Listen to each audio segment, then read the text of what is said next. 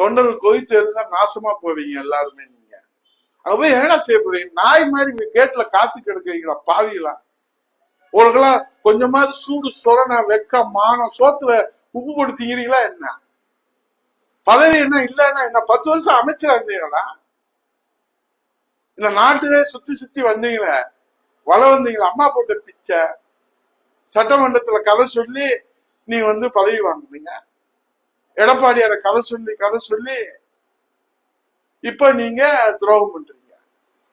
நாங்களும் அமைதியா தான் இருக்கோம், எதுவும் பேசக்கூடாது, செத்து போவோம். அதை விட இந்த நாட்டை காப்பதற்கு எல்லையில போர் புரிகிற அந்த மாவீரராக இருக்கிற தியாகத்தின் செம்மல்களாக இருக்கிற ராணுவ வீரர்கள் எதிரியிடமிருந்து தங்களை காப்பாற்றிக் கொள்வதற்காக அவர்கள் சரணாகதி அடைய மாட்டார்கள்.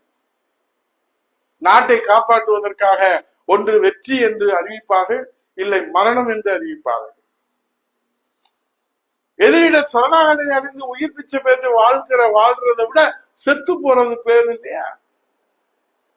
நீங்க தான் விஜயபாஸ்கர் சொன்னீங்க சட்டமன்றத்துல, நம்ம செங்கோட்டை அவர்கள் தாவேகா கட்சிக்கு போறாரு, அவருக்கெல்லாம் என்ன ஒரு மூத்தவர், அவர் போய் இந்த தாவேகா கட்சியில போலாமா என்று நீங்க சொன்னீங்களா சொல்லலையா? இப்ப எப்படி உங்களுக்கு தாவேகா கட்சி? ஏன்னா தாவேகா கட்சி ஆட்சியில இருக்குது. ஏன் ஒரு 5 வருஷத்துக்கு பதவி இல்லாம உங்களால இருக்க முடியாதா?